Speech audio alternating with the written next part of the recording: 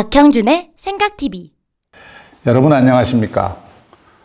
최근 제 주변에서는 참 나라 걱정하는 이야기가 많이 들립니다. 특히 국가의 근간이 무너져 내리고 있는 것 아닌가. 지난 70년간 애써 쌓아온 대한민국 국가 시스템이 과연 지금 정상적으로 작동하고 있는가에 대해서 많은 분들이 걱정을 하고 있고, 또 실제로 이렇게 가다가는 대한민국의 각 영역이 사실 대단히 뛰어난 사람, 대단히 뛰어난 조직들로 선진국 수준에 다 올라와 있고, 또 우리나라 국민들의 DNA가 위기를 극복하는데 대단히 뛰어난 능력과 또 이 용기, 돌파력을 갖고 있기 때문에 사실 리더십만 조금 받쳐주면 얼마든지 이 위기를 극복하고 새로운 도약의 길로 갈 수 있을 터인데, 그 국가 리더십의 취약성, 또 그 국가 리더십의 잘못됨 때문에 국가가 다시 쇠락의 길로 빠지지 않을까 하는 우려가 깊어지고 있습니다. 그 중심에 사실 문재인 대통령과의 그 측근들, 또 특히 추미애 장관 같은 분이 있다고 생각합니다. 저는 개인적으로 이 추미애 장관이 정말 대통령이 되었으면 어떻게 되었을까 하는 생각을 해보고 좀 섬뜩한 느낌이 듭니다. 이분의 특징은 권력을 손에 쥐어주면 도무지 절제라는 것을 모른다는 점입니다. 우리가 민주공화국, 대한민국 헌법 1조에 있는 민주공화국의 가장 중요한 원칙은 권력을 함부로 사용하지 마라입니다. 왜 그렇습니까? 그 권력은 바로 국민이 위임한 것이기 때문에 그렇습니다. 또 그 권력은 오로지 국민의 생명과 자유와 재산을 지키기 위한 도구로만 쓰여야 한다라고 하는 원칙이 있기 때문입니다. 이것이 민주공화국입니다. 또 우리 헌법의 기초를 이루고 있는 공화주의의 가장 기본적인 원리이기도 합니다. 한마디로 얘기하면 권력의 사적 남용을 금지해라 라고 하는 것이죠. 그런데 법의 상징, 법치의 상징이자 또 정의의 상징이라고 할 수 있는 법무부 장관이라는 자리에 있는 분이 그 자리에 앉아서 자기가 누릴 수 있는 권력을 마음대로 누리고 있습니다. 또 그 권력을 자신의 개인적 비리를 감추거나 호도하는 데 이용하고, 또 준사법기관인 검찰을 찍어 누르는 데 사용하고 있고, 심지어 최근에는 권력형 게이트를 비호하기 위한 수단으로 사용하고 있습니다. 그 결과는 아마 분명할 것입니다. 지난 민주화 이후 수십 년 동안 대한민국이 그래도 착실히 전진해 왔습니다. 경제적으로도 그렇지만 정치적으로 또 우리나라 국가 시스템이 차근차근 선진화되는 과정이었습니다. 나름대로 여러 가지 각 분야의 문제들이 쌓여 있고, 또 아직도 척결하지 못한 그런 사안들이 있습니다만은, 그럼에도 불구하고 대한민국 시스템은 저는 선진화되었다고 생각합니다.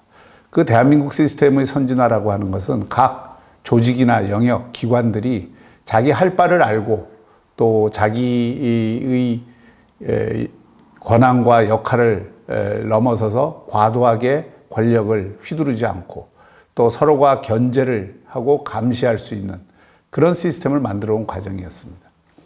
견제받지 않는 권력, 감시받지 않는 권력은 반드시 민주주의를 배신하게 되어 있습니다. 또 감시받지 않는 권력, 견제받지 않는 권력은 국민들 위에 권력이 군림하는 그런 상황을 벗어날 수가 없고, 그래서 권위주의와 전체주의의 유혹에 빠지게 되는 것입니다. 저는 지난 수십 년 동안 차근차근 축적해온 이 국가 시스템에 구멍이 나고 있다고 생각을 합니다. 이번 옵티머스 사건, 또 라임 사태는 크게 두 가지 성격을 갖고 있습니다. 하나는 대형 금융 범죄입니다. 금융 사기 범죄입니다. 거기에 수많은 애꿎은 국민들의 재산이 날아갔습니다. 라임 사태로 1조 2천억, 옵티머스로 5,200억 가까운 그런 돈들이 날아갔습니다. 피 같은 생명 같은 돈입니다. 국가가 무엇하러 있습니까? 국민의 생명과 바로 그 재산을 지켜주기 위한 것 아닙니까?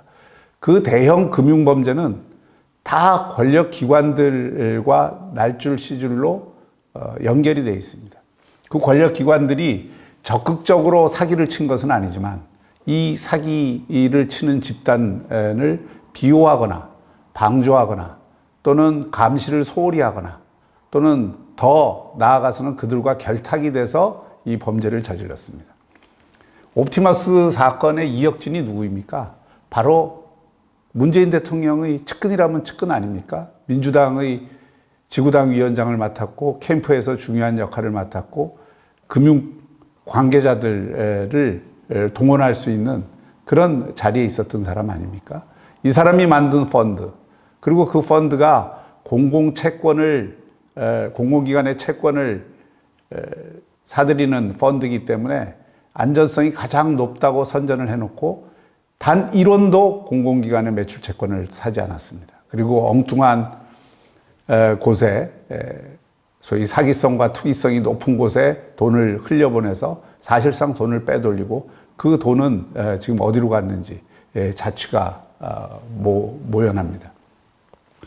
이런 대형 금융범죄가 과연 권력의 비호 없이 가능했겠습니까? 갑자기 공공기관들이 전화 몇 마디에 투자를 결정하고 또 거기에 이 관련된 일들을 충분히 점검해 보지도 않고 일사천리로 모든 행정적 지원을 해주는 이런 일이 어떻게 가능하겠습니까? 권력의 비호 없이는 불가능한 일입니다. 저도 청와대 근무를 해봤지만 이런 그 금융사기, 대형 금융사기에는 날줄시줄로 연결된 인맥과 네트워크가 동원이 됩니다. 이번에 옵티머스 같은 경우에도 이현재 부총리, 이분이 어떤 분입니까? 대한민국 경제와 금융의 대부라고 할 수 있는 분 아닙니까? 이분이 고문으로 이름이 올려 있고 전 검찰총장 최동욱 총장도 고문에 올려 있고 이런 어떤 거물들을 동원할 수 있는 능력, 그거 누가 해줬겠습니까? 누가 중간에 그런 일을 해줬겠습니까? 또 옵티머스의 가장 중요한 주주인 사람의 부인이 청와대 민정수석실 행정관 아닙니까? 또 차명으로 그 주식들을 갖고 있습니다. 이런 것들을 보면서도 이게 권력형 게이트가 아니다라고 하는 것은 정말 지나가는 소도 웃을 일입니다. 그렇다고 한다면 당연히 수사의 초점은 이 대형 금융범죄가 어떻게 가능했는가, 이 금융범죄를 비호하거나 또는 방조하거나 또는 이용당한 세력이 누구인가, 또 그 과정 속에서 어떤 비리 행위가 있었는가, 이거를 명확히 밝혀주는 것이 검찰이 해야 될 일이고 이 사건을 다루는 문제의 핵심입니다. 그런데 지금 어떻게 하고 있습니까? 두 가지로 이것을 이 정권은 대처하고 있습니다. 하나는 물타기입니다. 그 물타기에는 라임 사태의 경우이지만은 김봉현이라고 하는 그 또 분명한 사기꾼이죠. 이 감옥에 있는 사기꾼이 편지를 쓰게 해서 그 편지에 이런저런 방식으로 검찰에 오히려 여당을 공격하고 야당을 비호했다는 등 또는 야당 정치인을 끌어들여서 물타기를 시도하는 것입니다. 이런 어떤 김봉현의 편지가 나오자마자 여권은 총 공세를 오히려 야당에 또는 검찰에 해대고 있습니다. 옛날 김대엽 사건 기억하시죠? 김대엽이 이해창 총재의 아들 병역 비리를 거짓으로 이 폭로를 하고 온갖 흑색 선전을 하면서 한 얘기가 병역 비리 척결이었습니다. 병영개혁이었습니다. 지금 똑같습니다. 김봉현이 감옥에서 편지로 이 사기꾼이 그 수많은 국민들에게 피해를 준 이 사람의 입에 의해서 검찰개혁이라는 말이 나오고 있습니다. 얼마나 지금 이 우스꽝스러운 일입니까?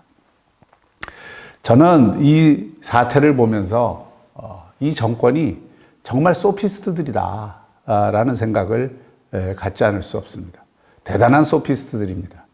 추미애 장관은 페이스북에 공공연하게 대검을 공격하라고 진군나팔을 울립니다. 이들에게는 우리 편과 남의 편, 내 편과 적, 이 두 가지 구분밖에 없습니다. 검찰도 좋은 검사와 나쁜 검사. 좋은 검사는 우리 편, 나쁜 검사는 윤석열 편. 그래서 윤석열 편을 드는 검사들은 찍어 누르고 좌천시키고 그리고 중요 수사에서 배제하고 우리 편 검사들에게는 온갖 인사특혜를 주고 그리고 이 수사를 권력에 대한 수사를 뭉개는 역할을 주고 이렇게 해서 대한민국 검찰이 그래도 많은 문제가 있었지만은 그래도 살아있는 권력을 수사하면서 자기 나름의 준사법기관으로서의 중심을 지켜왔던 그 역사가 송두리째 달아나고 있습니다. 이 말을 누가 했는지 아십니까? 역대 정권에서 권력형 비리가 끊이지 않는 건 검찰이 살아있는 권력의 눈치를 보기 때문이다. 마땅히 기소해야 할 사건을 처리하지 않는 검사는 문책 대상인데 오히려 인사를 통해 보상받는다. 권력이 이런 인사를 통해 검찰을 줄세운다. 문재인 대통령이 한 말입니다. 자신이 한 이 행위가 역대 어느 정권보다도 제일 심하게 이 정권 하에서 지금 이 순간에 일어나고 있습니다. 이들에게는 두 개의 도덕이 있습니다. 우리 편의 도덕, 남의 편의 도덕. 상대 진영의 도덕, 우리 진영의 도덕. 이 두 개의 도덕을 가지고 국정을 운영하니까 국가 공동체의 운영의 기본이 되는 보편적, 도덕적 안전망이 찢어지고 붕괴되는 것입니다. 소피스트들이 그랬습니다. 소피스트들의 특징은 뭐예요? 힘이 정의라는 거 아닙니까? 가진 자가 또는 힘이 있는 자의 논리가 정의의 논리다라고 하는 것 아니었습니까? 소피스트의 도덕률이 바로 그런 것입니다. 상대주의적 도덕관이죠. 도덕이라고 하는 것이 기본적으로 공동체의 보편적 기준, 그리고 나의 삶이 공동체의 삶과 어떻게 조화를 이루면서 살 것인가. 그래서 나에게 적용되는 기준과 다른 사람에게 적용되는 기준이 똑같은 그 동일률의 기초에서 우리가 도덕 공동체를 만드는 것인데 또 그 도덕 공동체의 기초에서 국가 공동체라는 것이 성립을 하는 것인데 소피스트들에게는 이것이 성립하지 않습니다. 두 개의 도덕을 갖고 있기 때문이죠. 상대주의적 도덕관을 갖고 있기 때문입니다. 이런 상대주의적 도덕관을 가지고 이 국정을 운영하다 보면 결국 공동체는 분열과 분열을 거듭할 수밖에 없습니다. 그리고 서로에 대한 신뢰가 찢겨져 나갑니다. 지금 이 정권이 바로 이 옵티머스나 라임 사태를 대하는 또 검찰을 대하는 또 이 정치를 하는 이 방식이 모두 소피스트들의 방식입니다. 이들은 테스형을 불러야 될 것이 아니라 피스트형을 불러야 되는 것입니다. 감사합니다. 구독하기와 알림 설정으로 박형준 교수의 생각을 가장 먼저 확인해 보세요.